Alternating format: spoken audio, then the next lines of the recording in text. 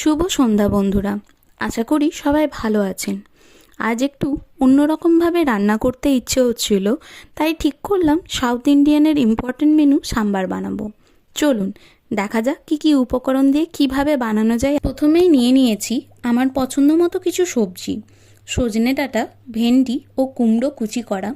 সাথে আছে লবণ দিয়ে আগে থেকে সেদ্ধ করে রাখা ছোলার ডাল ও আলু, সর্ষের তেল, সাম্বার মশলা, লাল লঙ্কা গুঁড়ো, কাশ্মীরি মির্চ গুঁড়ো, হলুদ গুঁড়ো, লবণ, চিনি, তেঁতুল জল, কারি পাতা ও গোটা কালো সর্ষে।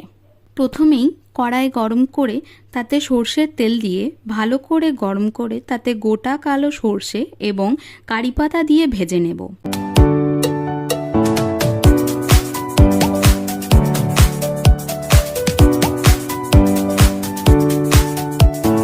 ভালো করে ভাজা হয়ে গেলে কারি পাতার সুগন্ধ ছড়ালে তাতে আগে থেকে কুচি করে কেটে রাখা কুমড়ো ও ভেন্ডি দিয়ে তাতে পরিমাণ মতো লবণ ও হলুদ গুঁড়ো দিয়ে ভালোভাবে নেড়ে ঢাকা দিয়ে সামান্য সেদ্ধ করে নেব। ঢাকা খুলে তাতে কেটে রাখা সজনে ডাঁটা অ্যাড করে দেব এবং ভালো করে ভেজে নেব।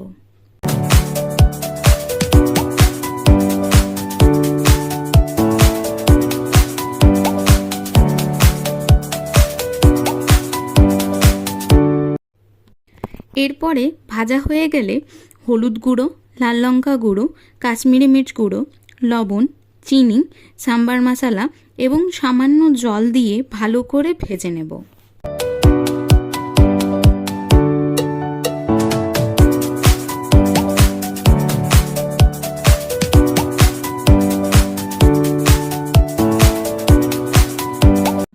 এরপর স্ম্যাশ করে রাখা ছোলার ডাল ও আলুটি অ্যাড করে ভালোভাবে মিক্স করে নেব এবং মাঝে মধ্যে সামান্য করে জল অ্যাড করতে থাকব।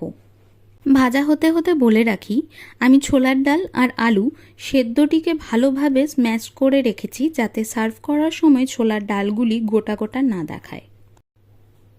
সবজি মশলার সাথে ডাল আলুর জমাট ভাব জলের সাথে তরলতর হয়ে এলে তাতে তেঁতুল গোলা জলটি দিয়ে নেড়েচেড়ে ভালোভাবে ঢাকা দিয়ে সেদ্ধ করে নেব।